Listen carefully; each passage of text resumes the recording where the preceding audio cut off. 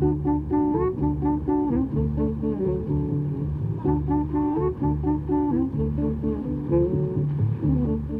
into the River Tyne to the east of Newcastle is a much smaller, less well-known river, the Ouseburn. To the casual observer, it's dirty and neglected, like so many of Britain's city waterways.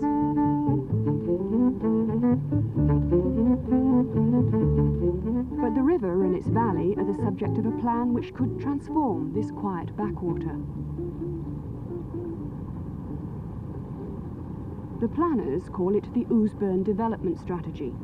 The changes they foresee are as varied as the valley itself as it skirts the city of Newcastle. In its lower reaches, the Ouseburn flows through an area once prosperous, now blighted by decay and dereliction. Higher up, it's buried in a tunnel half a mile long. Through Jesmond Vale and Jesmond Dene, the valley gives breathing space to the city. But to the north, the river runs the gauntlet of the new housing estates, which grow relentlessly. And at its source, at Callerton Pond, the Ouseburn is under pressure from modern farming.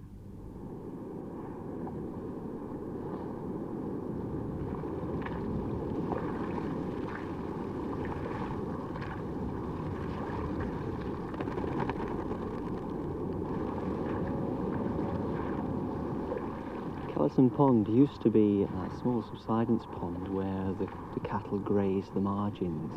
We had a large area of open water. The local farmer has now gone over to arable farming. So with no cattle coming down to the edge of the water, the reeds have taken over. What we'd like to do here is to remove much of the vegetation, excavate out a large pond, and we'd then get many of the species of plants and animals that used to live here coming back.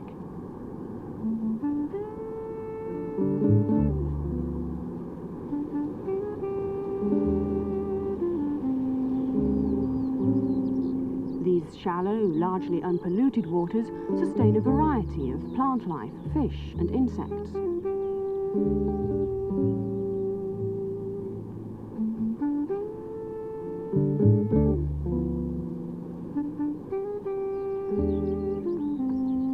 For a few precious miles, the stream and its banks are home to small mammals, kingfishers, amphibians and waterfowl.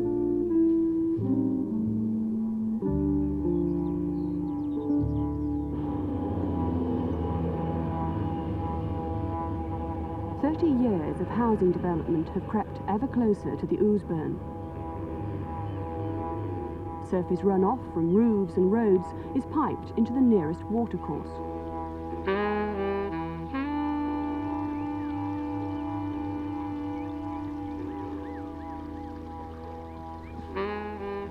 Well, we're here at the cathedral, the storm overflow out of Kingston Park. And this storm overflow should be taking just the water coming off the roads and the water coming off the roofs. Just rainfall, really. And it's obviously dealing with a great deal more than just the rainfall. Lots of plastic, sweet wrappers, polythene, altogether very unsavoury, and, well, the condom as well. A lot of sewage by the smell of it. Sludge is building up inside of it. I would think the sewage is getting into here because somebody has connected up their toilets to the surface water. It should go into the sewers, but perhaps the plumbers have done it wrong, or they've taken a shortcut, and here it is. And rather than being treated properly, it's wrecking the Ouseburn, killing off the wildlife. Despite its rural beginnings, the Ouseburn is classified as an urban river. As such, the authorities consider it to be clean enough. It remains polluted for the rest of its 13-mile course.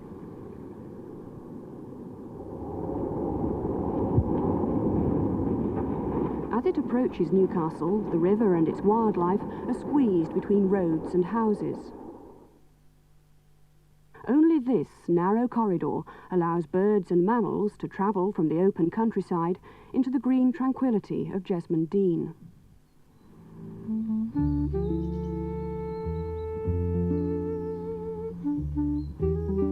It's a beautiful little oasis, really, so close to the city centre. And I think it reflects a great deal of credit on the city.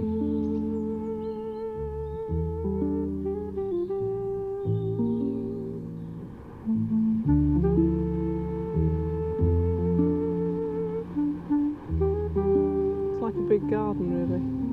It's with a river and the bridges and all the trees and things. I think it's very pretty.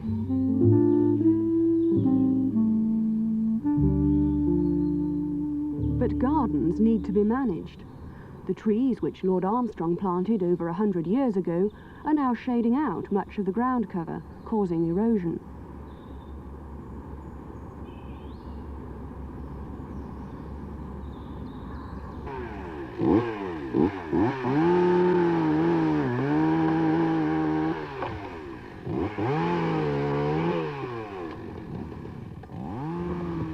To many users of the Dene, the whine of a chainsaw is a hated sound. But the management of this part of the valley demands a strict balance between conservation and recreation. A small, wet corner like this will make a quiet home for toads and newts, while the rest of humanity busy themselves elsewhere. Thank you.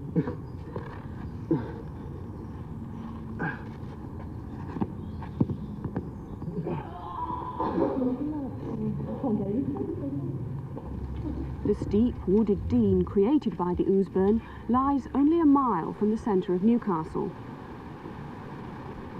It's a large area, but even so, thousands of visitors inevitably put pressure on it. I think when you look at the Dene, you can see at any visit that there are a wide number of users. I mean, this particular part of the Dene is still very much natural countryside, and the real difficulty is with pressure of use, that erosion would occur.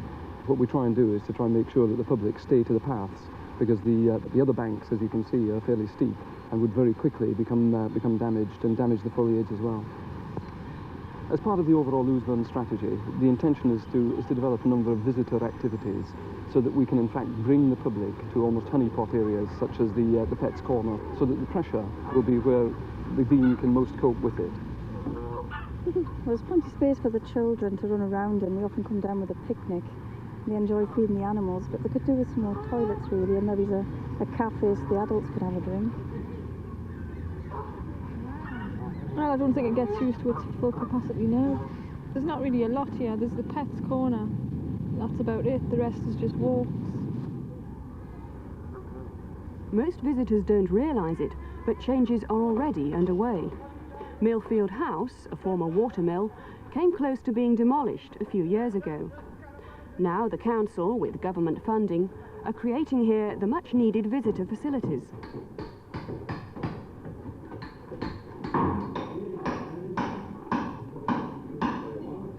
There'll be toilets, a cafe and an information centre. A small library is planned and rooms for local schools to use. The aim of the Ouseburn strategy in this part of the valley is to attract more visitors. It would be sad if there was too many people here that it would spoil it. I mean, usually people are quite careful with their litter and things like that, the people who come down, because obviously there are people who come all the time. And I would hate to think that it would be like just a tourist attraction and it would be spoiled by it, you know. We have to watch what is going on, not so much in the Dene as to what is going on round the Dene. Builders would love to build nice houses close to the Dene where everybody would like to live, and this in fact has started on both sides of the Dene, which has caused us some concern. There is one recent site up on the east side of the Dene known as the Castle Farm Estate. A number of houses have been built on what was an agricultural field running right down to the edge of the Dene. The effect of this is bound to be in the long term that the pressure of people, the pressure of traffic, all adds to the general pressure around both sides of the Dene. Over the years, the Dene's old bridges and buildings have been preserved and protected. Sadly, the river at the centre of this historic setting has not received the same attention. I think it gets better as it comes further down. Up towards the top it's a little bit murky and smells quite a bit. We come from the north of Scotland, where our rivers are traditionally clean and completely translucent and clear, and there's no industrial pollution.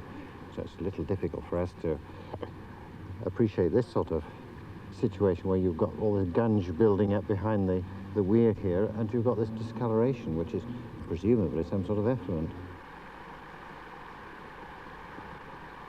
Obviously, the problem lies higher up the river in the discharge of effluent somewhere, or in many places, I don't know. But it's rather sad that it detracts really from the Dene.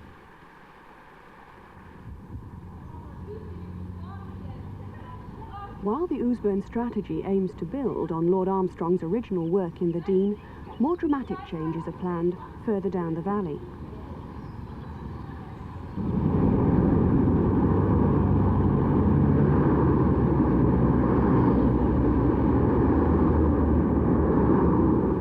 The Coast Road, one of Newcastle's busiest routes, slices across the valley. It effectively cuts off the Dene from Jesmond Vale. Now a new bypass is planned to relieve some of the traffic congestion. It would cross the valley on a viaduct, opening up access beneath. We've been told that it will reduce congestion, that it will be a safer road. We don't believe that that will actually come about. 10 years ago there was a major proposal to put a motorway through here, and it was only because of residents' opposition that that plan was actually dropped. Our fears is that unless we are consulted and have the chance to influence the plans, that we might have to live with consequences that we would not actually want to see. As a local councillor, I've talked to many people in the Sanford ward and beyond, and there are a lot of people in favour of the bypass to relieve the problems of traffic flow going into the city from the East End. By doing away with that major road, we'd be able to link the Dene much more effectively with the Vale and have a complete parkland right through. Jesmond Vale is more open and grassy than the Dene. To many of the people who live around it, it's like a giant back garden. Once a quiet village community, the Vale has already attracted the attentions of the planners. If they'd had their way in the 60s, there'd have been 7 of these tower blocks in the valley.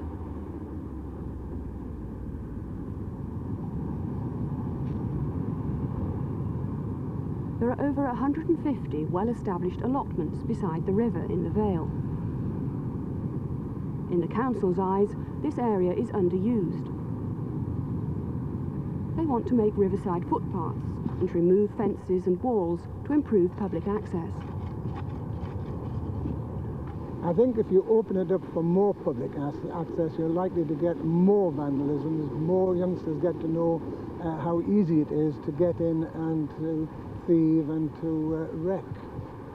I think that it's far better to let people enjoy their present occupation in seclusion. This is, in my view, is a backwater, and I'd like to say stay a backwater. I don't think you can improve that by any planner's dream. The bottom end of the Vale could see what is perhaps the planner's wildest dream, an electrically powered watermill.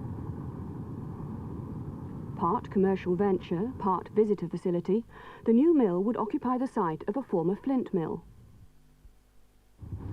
If you create this so-called watermill, you'll probably have to put in a toilet block somewhere.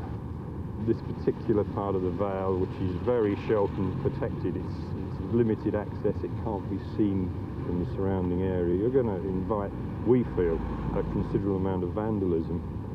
There has got to be ongoing management. We're not sure that the council's actually looked into the future to say, well, we're going to need so many bodies on the ground to maintain the quality of the new environment.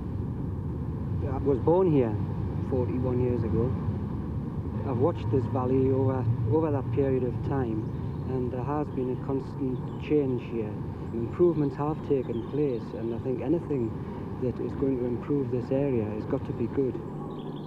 The building of a watermill in the area I don't think will in any way spoil it. In fact, it'll probably be somewhere at the rear of our houses. I think this might be quite nice. On one point, the residents are unanimous. The Vale needs cleaning up. But such work is always someone else's responsibility, so it rarely gets done.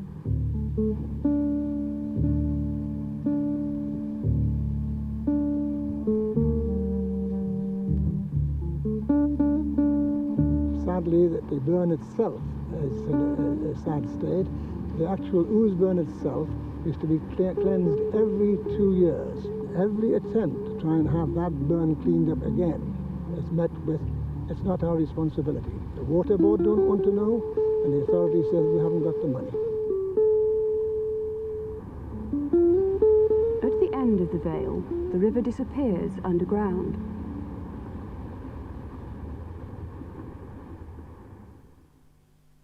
Years ago, the City Council decided to bury this section of the Ouseburn in a concrete culvert.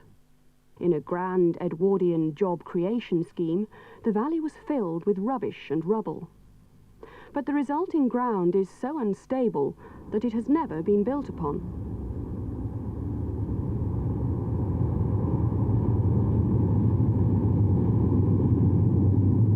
For many years, life has passed over the lower end of the Ouseburn.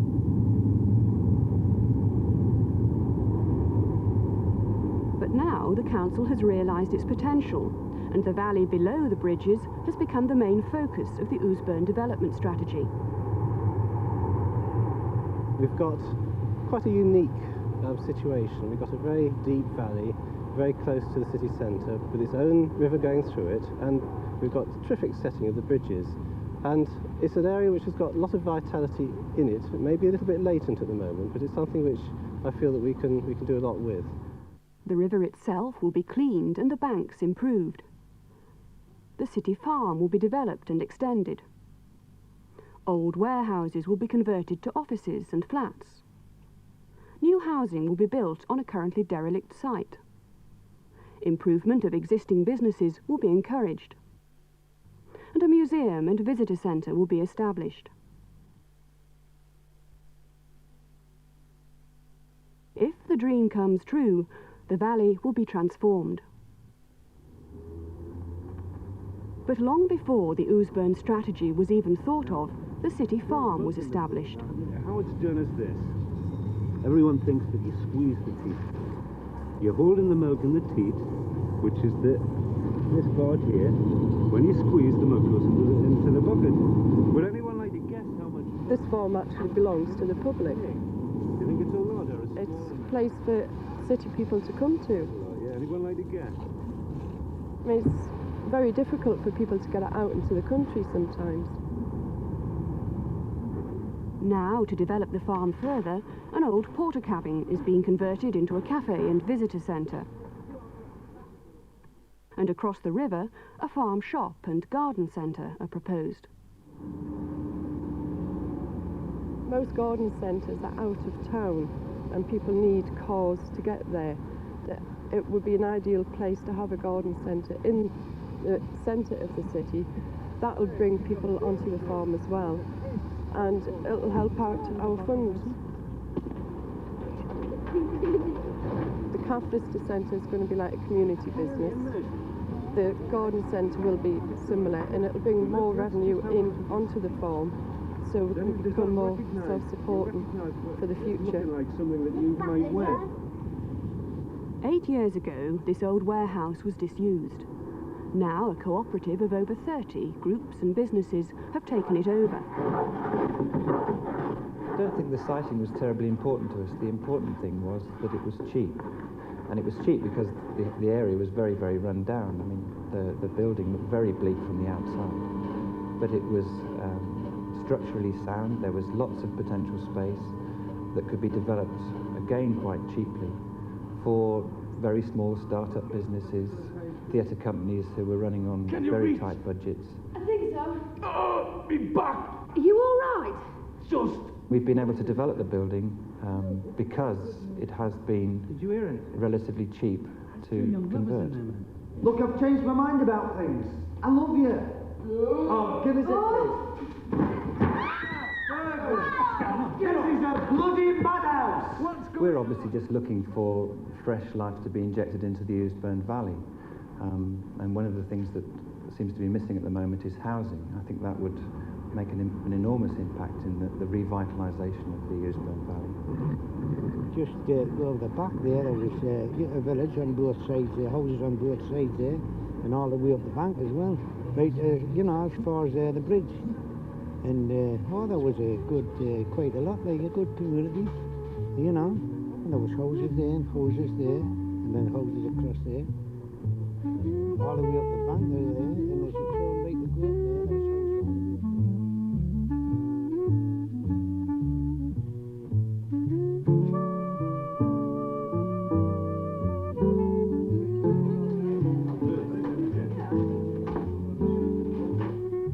The lower Ouseburn is becoming busier by day, but it's still quiet at night because hardly anyone lives down here. The council want to bring people back to the valley. This site, which used to be a scrapyard, is a vacant site. It needs to be reclaimed. It looks pretty awful. On this site, there's opportunities which have been brought to us for housing development. But nobody at this point in time would really want to live in houses because of the state of buildings and the environment. The City Council cannot finance this transformation by themselves. The bulk of the funding must come from the government or from the private sector. These factory units were an early attempt to bring private investment into the valley. But new housing and small businesses might not make good neighbours. The trouble is when you start getting housings, people living in, then they start complaining about the industry in the area, and that's, you know, you more or less get a bit of a ill feeling between the community and the business people. At low tide, this part of the Ouseburn can be dirty and smelly. The planned lock at the mouth would maintain the water at a steady level. This would immediately improve the appearance of the area and would help those who already keep boats on this part of the river. Well, the motorboat club has been boats in the Ouseburn here since 1949. The people that are in it are just general working people. Come here to enjoy themselves, do a bit boating, a bit fishing, come together on social nights. This is actually a working man's club. We keep the prices down as low as we can. Basically, a lot of the boats are ex-slave boats, which the lads have bought cheap and have done them up. Some of the lads have built their own. The Ouseburn Water Sports Association is growing rapidly, with diving and canoeing clubs as well as the motorboats. But there's an equally fast-growing cloud on their horizon. The quayside development will bring smart shops and bijou flats to this stretch of the riverfront. There might even be a marina further downstream. The Water Sports Association occupies a prime site at the mouth of the Ouseburn. You know, if you're going to put a marina on, you're going to increase the fees and all that kind of stuff, and these lads are not going to be able to afford it. I don't know what the small boat owners, you know, what these lads here, like, you know, whether they'll bring in benefit of it, because if we can't get up the burn, they're thinking about making yuppie flats and all that kind of stuff there, we're going to be nailed up. We'll not be able to get up.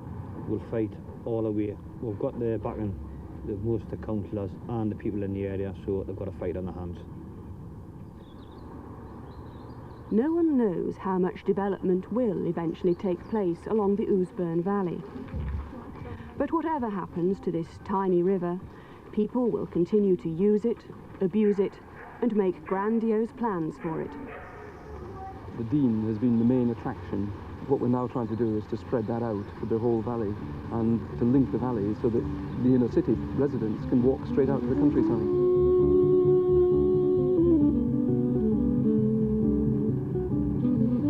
The river's a bit smelly. smelly. There's a bit of rubbish lying around. I'm sure we'd all like to see that cleared up. That is an upgrading we might well appreciate, and it would be a good signal of intent from the council. People in Megapilly is not educated that we have a good river here. I would like to see a little lock-on. If I had a lock-on, we could have more berths all the way up the Ouse. You know, it would just be fantastic, I think.